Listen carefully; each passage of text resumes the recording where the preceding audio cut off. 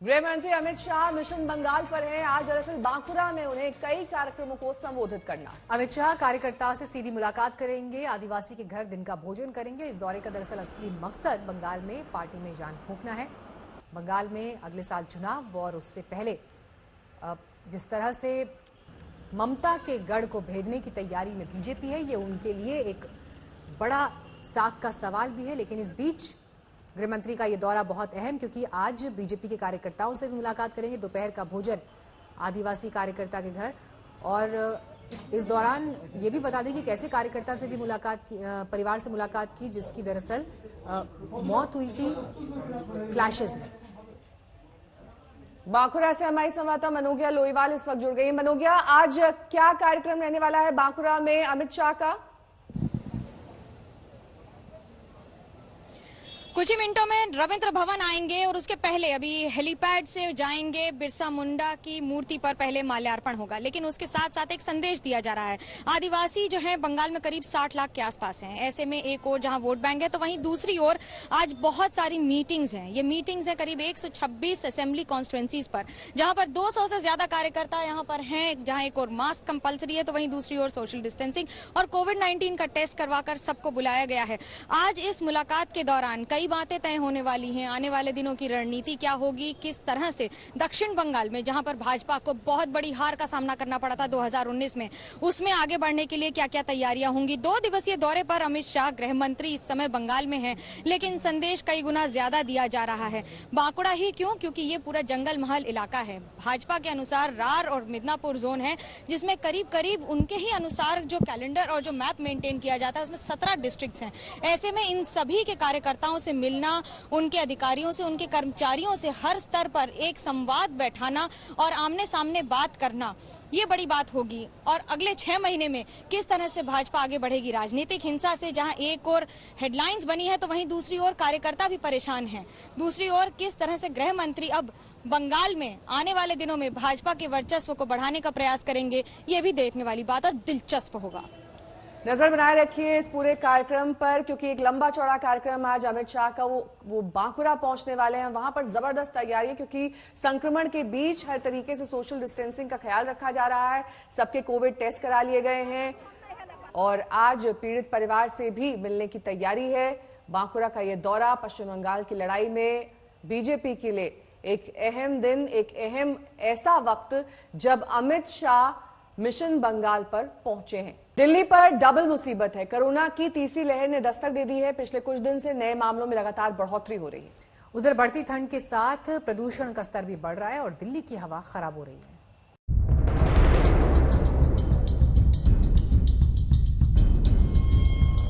एक तरफ कोरोना का कहर है, तो दूसरी ओर प्रदूषण परेशान कर रहा है। राजधानी को इन 2 मुसीबतों ने मुश्किल में डाल रखा है। कोरोना मरीजों की संख्या लगातार बढ़ रही है, तो दूसरी ओर दिल्ली के आसमान में प्रदूषण के बादल छाने लगे हैं और हवा खराब हो रही है। पिछले कुछ दिनों से देश में कोरोना के मरीजों की बढ़ोतरी की रफ्तार कम हुई है, लेकिन दिल्ली में कोरोना के मामले लगातार बढ़ रहे हैं। पिछले 4 दिनों के दिल्ली के आंकड़ों पर नजर डालिए। 1 नवंबर को कोरोना के 5062 नए मरीज सामने आए, तो 2 नवंबर को नए मरीजों की तादाद 5664 पहुंच गई। 3 नवंबर को कोरोना के नए मरीजों की संख्या में थोड़ी सी कमी आई और 4001 नए मामले सामने आए, जबकि 4 नवंबर को नए मरीजों की संख्या 6725 पर पहुंच गई। सरकार मान रही है कि दिल्ली में कोरोना की तीसरी लहर की शुरुआत हो चुकी है, लेकिन मामलों के बढ़ने के पीछे कॉन्टैक्ट ट्रेसिंग की दलील भी है। क्या हम इसको दिल्ली में 3rd वेव कोरोना की कह सकते हैं? हाँ, कह सकते हैं, परंतु मेरे साथ साथ ये भी कहना है कि देखो, यह भी जो पिछले 15 दिन से स्ट्रेटेजी को हमने बहुत फोकस किया है कि एग्रेसिव कॉन्टैक्ट ट्रेसिंग, जो भी एक पॉजिटिव आता है उसके जितने भी कॉन्टैक्ट्स हैं सबके टेस्ट किए जा रहे हैं, उसकी वजह से भी नंबर बढ़ा है। अब बात प्रदूषण की करते हैं। दिल्ली के आसमान में धुएं के काले बादल नजर आ रहे हैं, साथ ही हवा का क्वालिटी इंडेक्स लगातार गिर रहा है। बढ़ती ठंड के साथ बढ़ता प्रदूषण स्तर दिल्ली वालों को परेशान कर रहा है।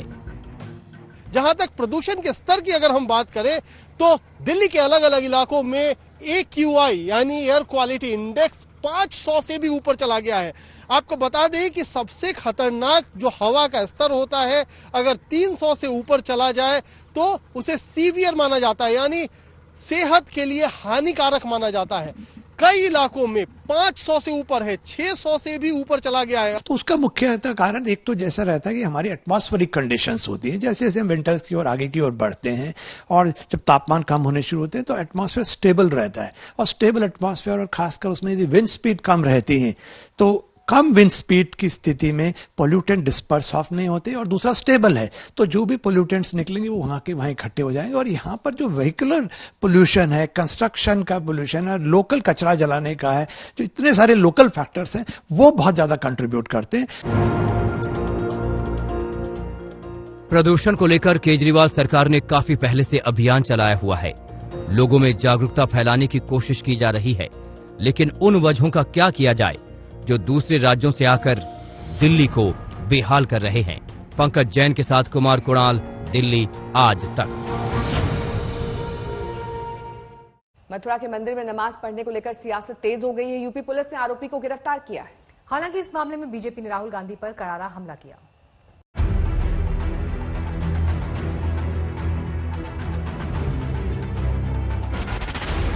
मथुरा के मंदिर में नमाज की इन तस्वीरों पर योगी सरकार ने एक्शन लिया। संगीन धाराओं में मुकदमा दर्ज हुआ, आरोपी की गिरफ्तारी हुई, लेकिन अब इस पर धुआंधार सियासत हो रही है।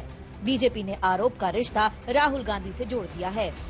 फैजल खान, जिसने षड्यंत्र के नाते एक मंदिर के अंदर घुस के नमाज पढ़ने की चेष्टा की थी और नमाज पढ़ भी लिया था, जब राहुल गांधी फोटो अपॉर्चुनिटी के लिए गए थे तो याद करिए सोशल मीडिया में आप देख सकते हैं फैजल खान ने कैंपेन किया था राहुल गांधी के लिए, तुम जियो राहुल गांधी, फोटो भी है, मौजूद है। और इसके साथ एंटी सीएए प्रोटेस्ट में भी पूरे देश में जिस प्रकार कांग्रेस पार्टी और कम्युनिस्ट पार्टी लोगों को भड़काने की चेष्टा कर रही थी, फैजल खान के सोशल मीडिया पोस्ट में देखने को मिल रहा है कि वो भी एंटी सीएए प्रोटेस्ट में भाग ले रहे हैं। बीजेपी ने आरोप दाग दिए हैं। राहुल गांधी को कटघरे में खड़ा कर दिया है तो कांग्रेस ने टाइमिंग पर उंगली उठा दी है। राहुल गांधी पर उठाए सवालों को कांग्रेस ने बीजेपी की सियासी चाल बताया है। इसकी कंप्लेंट होती है, ये एक बना बनाया एक स्पॉन्सर्ड प्रोग्राम की तरह से लगता है। अन्यथा वो सब जानते हैं कि नमाज कहाँ पढ़नी चाहिए, पूजा अर्चना कहाँ पर की जानी चाहिए। अन्य जगह पर सड़क पर चलते हुए कोई पूजा पाठ नहीं करेगा, कोई नमाज नहीं पढ़ेगा। तो ये इससे बचने की आवश्यकता है, इसको ज्यादा तूल देने की आवश्यकता नहीं है। मंदिर में नमाज का मसला हो या मस्जिद में हनुमान चालीसा के पाठ का, ये मामला उस वक्त सामने आया है जब बिहार में विधानसभा चुनाव हैं, तो यूपी एमपी में भी उपचुनाव की सियासी गर्मी है। सवाल ये है कि क्या इनका सियासत से कोई रिश्ता है। तो उनका मकसद यही है कि हिंदू मुस्लिम जो है वो दस्तगिरबा हो जाएं और एक दफ़ा और फिर हिंदुस्तान का जो माहौल है वो गर्म हो और आपस में एक दूसरे के दुश्मन बन जाएं। अगरचे हिंदुस्तान सेकुलर मुल्क है और यहाँ की आवाम और यहाँ की जनता जो है वो बहुत भाईचारगी और उखुव्वत के साथ रहती है, और चाहिए कि सरकार को इस तरीके के जो लोग हैं और इस तरीके की जो जमातें और पार्टियां हैं वो किसी भी धर्म से ताल्लुक़ रखते हों, जो माहौल ख़राब करने की कोशिश करते हैं, उनको अपने शिकंजे में ले और मुकम्मल तौर से नज़र रखे ताकि हिंदुस्तान का जो सेकुलरिज्म है और हिंदुस्तान का जो भाईचारा है वो बरकरार रहे। चुनावी सीजन में ऐसे मामले सतर्कता की मांग करते हैं। भाईचारा और सौहार्द बिगाड़ने की हर कोशिश पर अंकुश लगाना जरूरी है। ब्यूरो रिपोर्ट, आज तक।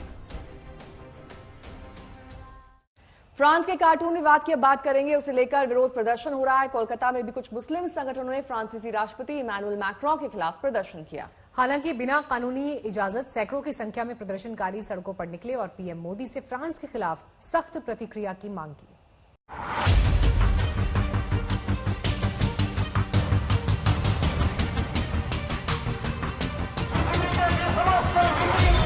फ्रांस से सुलगी कार्टून विवाद की आग की आंच अब भारत में भी महसूस होने लगी है। पिछले करीब एक सप्ताह से देश के कई शहरों में विरोध प्रदर्शन का जो सिलसिला शुरू हुआ है, उसकी एक कड़ी कोलकाता में भी नजर आई, जब कुछ मुस्लिम संगठनों ने शहर में फ्रांस के खिलाफ जमकर प्रदर्शन किया।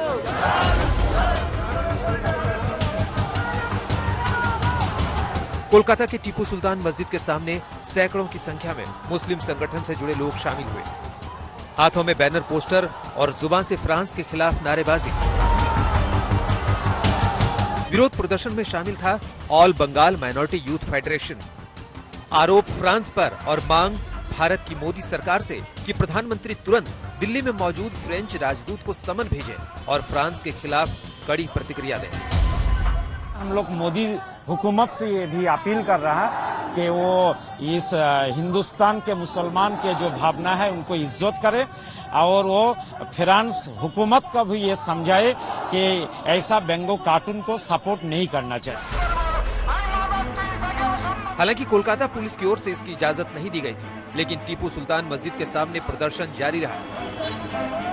फ्रांस सरकार और फ्रांस के राष्ट्रपति इमानुएल मैक्रोन के खिलाफ यहाँ पे प्रदर्शन हो रही है, ये कहते हुए कि जिस तरह का बयान पिछले कुछ दिनों में आया है फ्रांस के राष्ट्रपति से और फ्रांस के सरकार से, वो इस्लाम विरोधी है, इस्लाम के खिलाफ है, आतंकवादी हमले हुए हैं उसके खिलाफ लोग आवाज उठा रहे हैं। लेकिन उसके साथ साथ ये भी कहा जा रहा है कि जिस तरह का बयान फ्रांस सरकार की ओर से आया है वो बिल्कुल इस्लाम के खिलाफ है, मुस्लिम्स के खिलाफ है, मुस्लिम इससे आहत हुए हैं।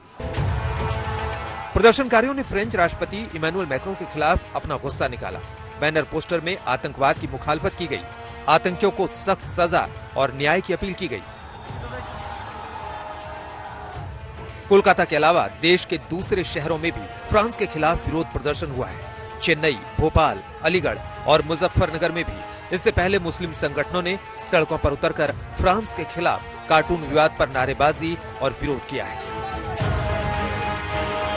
जिस तरीके से फ्रांस के खिलाफ भारत में मुस्लिमों का गुस्सा दिख रहा है, लगता नहीं कि विरोध की ये आग इतनी जल्दी बुझने वाली है। कोलकाता से इंद्रजीत कुंडू और मनोज्ञा लोईवाल के साथ आज तक bureau.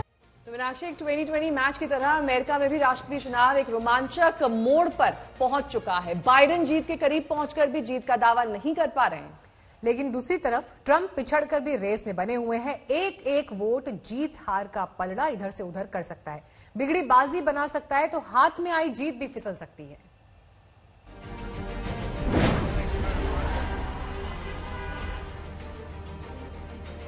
Well, I am here to report when the count is finished, we believe we will be the winners.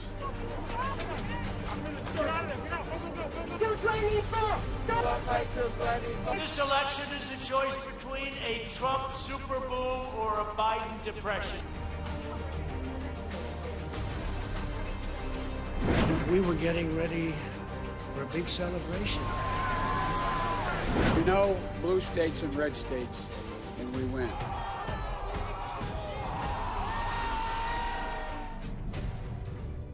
राष्ट्रपति चुनाव की इस जंग में जबरदस्त रोमांच है। एक एक सीट पर टक्कर है। मुट्ठी भर वोट से जीत हार का पलड़ा इधर से उधर होने का सस्पेंस है।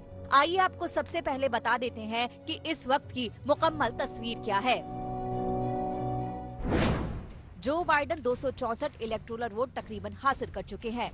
डोनाल्ड ट्रंप के खाते में अब तक 214 इलेक्टोरल वोट आए हैं। बाइडेन नेवाडा में आगे चल रहे हैं, जहां 6 इलेक्टोरल वोट हैं। नेवाडा में ट्रंप उलटफेर करने में नाकाम रहे तो जो बाइडेन का रास्ता साफ हो सकता है।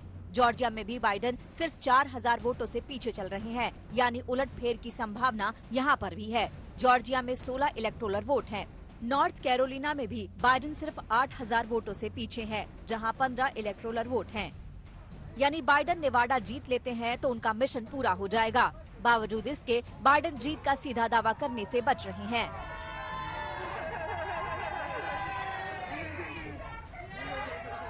And now, after a long night of counting, it's clear that we're winning enough states to reach 270 electoral votes needed to win the presidency.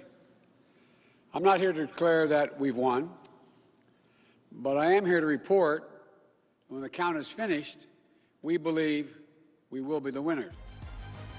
Biden बेशक बेहद आगे निकल गए हैं, लेकिन ट्रंप को अभी भी रेस से बाहर नहीं किया जा सकता। जिन राज्यों के नतीजे अभी तय नहीं हुए हैं, वहां कांटे की टक्कर बनी हुई है। अभी भी पुख्ता तौर पर नहीं कहा जा सकता कि ऊंट किस करवट बैठेगा। हाँ, ट्रंप खेमे में बेचैनी जरूर दिख रही है। ट्रंप ने धांधली का आरोप तक लगा दिया है। goal now is to ensure the integrity for the good of this nation. This is a very big moment. This is a major fraud in our nation. We want the law to be used in a proper manner.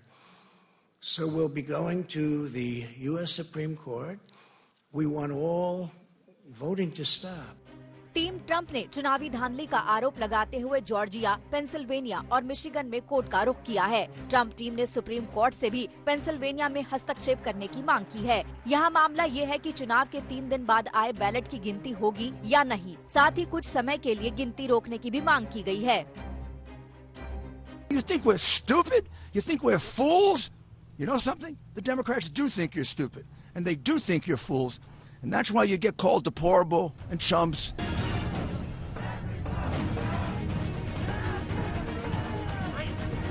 तो गिनती आगे बढ़ने के साथ ही रंजिश भी बढ़ती दिख रही है। बाइडेन खेमा भी हर वोट की गिनती की मांग के साथ सड़क पर उतरा है।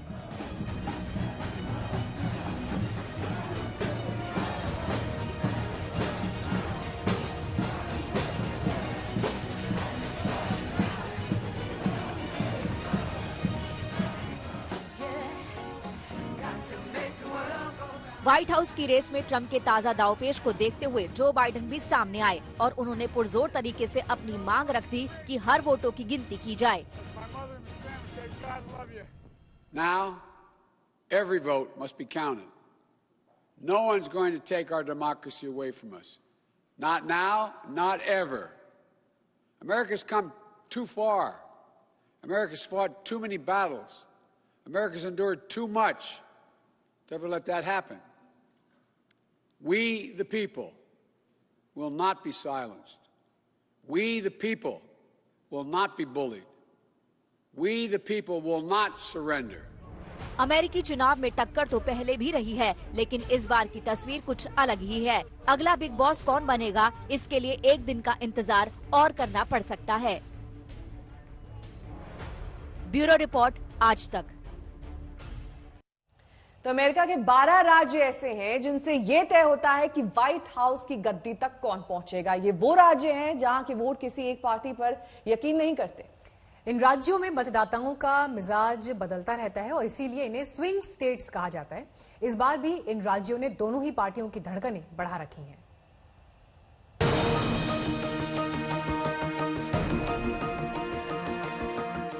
हर 4 साल में अमेरिकी राष्ट्रपति के चुनाव में जिसकी बार बार चर्चा होती है वो है अमेरिका के लिए स्विंग स्टेट्स।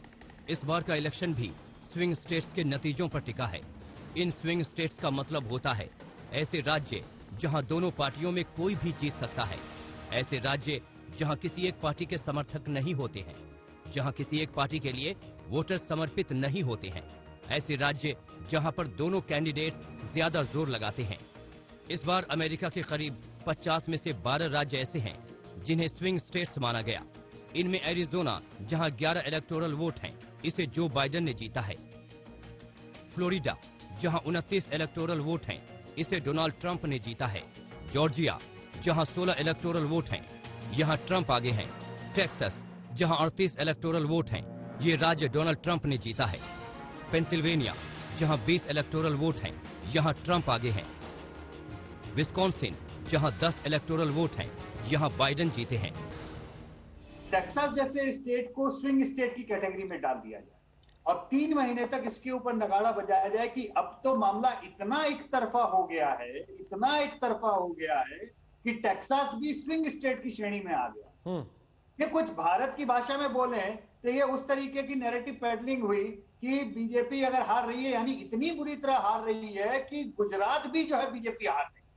ये इस तरीके की बात का जो मतलब आप एक नैरेटिव सेटिंग का एक अजीबोगरीब खेल मुझे अजीब सा दिख रहा है जो मुझे लगता है कि खुद लिबरल नैरेटिव के लिए बहुत घातक है। अमेरिका के 50 राज्यों में 45 राज्यों के नतीजे घोषित हो चुके हैं। इनमें 22 राज्य बाइडेन के पक्ष में गए हैं और 23 राज्य ट्रंप के पक्ष में गए हैं। अमेरिका में कांटे की टक्कर अब खास तौर पर 4 राज्यों में सिमट गई है और यहीं से फैसला होगा। इनमें Nevada, north Carolina, Georgia, Michigan और पेंसिल्वेनिया शामिल हैं। डोनाल्ड ट्रंप को चुनाव जीतने के लिए 54 इलेक्टोरल वोट और चाहिए और उन्हें पेंसिल्वेनिया समेत लगभग हर जगह क्लीन स्वीप करना होगा, जबकि बाइडेन को 6 इलेक्टोरल वोट चाहिए और वो नोवाडा जीतकर 270 के आंकड़े तक पहुंच सकते हैं। आज तक ब्यूरो। अमेरिका की सत्ता किसे हासिल होगी, ये सवाल भारत के लिए भी कम महत्वपूर्ण नहीं। दरअसल ट्रंप होंगे या फिर बिडेन, भारत की इस पर नजर टिकी हुई है। आइए अब आपको ये दिखाते हैं कि ट्रंप और बाइडेन की नीतियां भारत के लिए कब और कैसे फायदेमंद या फिर नुकसानदेह रही हैं।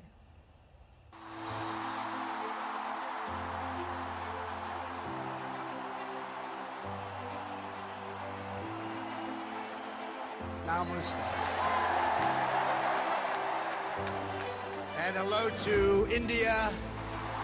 मोदी ट्रंप की इस दोस्ती के बीच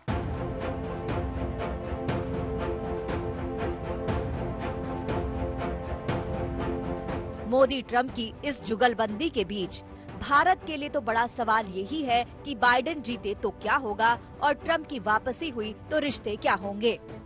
India does very well with the United States. For many years they've been taking advantage of the United States on trade. कूटनीतिक रिश्ते की पिच पर ट्रंप ऐसी गुगली पहले भी फेंकते रहे। कभी वो भारत को लेकर सख्त हो जाते तो कभी मोदी से उनकी दोस्ती की ऐसी तस्वीरें आती कि लगता कि अमेरिका का सबसे अजीज दोस्त भारत ही है। ट्रंप सरकार के कुछ ऐलान पूरी तरह से भारत विरोधी भी रहे हैं। ट्रंप सरकार ने भारत को दी जाने वाली GSP यानी जर्नलाइज सिस्टम ऑफ प्रेफरेंस सुविधा छीनने का फैसला लिया था। इसके तहत भारत को अपने कुछ प्रोडक्ट्स अमेरिका में टैक्स फ्री इंपोर्ट की सुविधा मिली है। जून 2020 में ट्रंप सरकार ने H-1B वीजा पर पाबंदियों की घोषणा कर दी। इसका सबसे ज्यादा नुकसान भारतीय IT प्रोफेशनल्स को होने वाला था, जो अमेरिका में नौकरी का सपना देखते हैं। डोनाल्ड ट्रंप कश्मीर पर मध्यस्थता का राग आलाप कर भी भारत की बेचैनी बढ़ाते रहे हैं। I was sitting there and I heard a very aggressive statement yesterday from India, from the Prime Minister, and I will say it was very well received within the within the room. The statement itself, that was a big room. There were 59,000 people. Trump सरकार को भी भारत पिछले 4 वर्षों में आजमा कर देख चुका है, लेकिन सवाल ये है कि जो बाइडेन अगर जीतते हैं तो भारत के मुद्दों पर कैसे रिएक्ट करेंगे, क्योंकि जो बाइडेन भारत में नागरिकता संशोधन कानून और नागरिकता रजिस्टर का विरोध कर चुके हैं। जम्मू कश्मीर में अनुच्छेद 370 हटाने को लेकर भी उन्होंने अपना विरोध दर्ज करवाया था।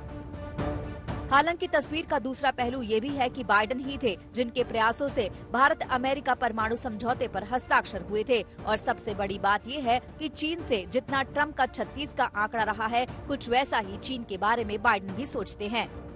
I spent more time with Xi Jinping than any world leader had by the time we left office. This is a guy who doesn't have a democratic with a small d bone in his body.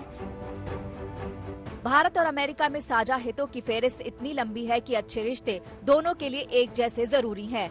इसीलिए सत्ता चाहे जिसकी भी हो, Bharat America के लिए अहम ही बना रहेगा। वॉशिंगटन से प्रतीक्षा गिरियाल और गीता मोहन के साथ ब्यूरो रिपोर्ट आज तक।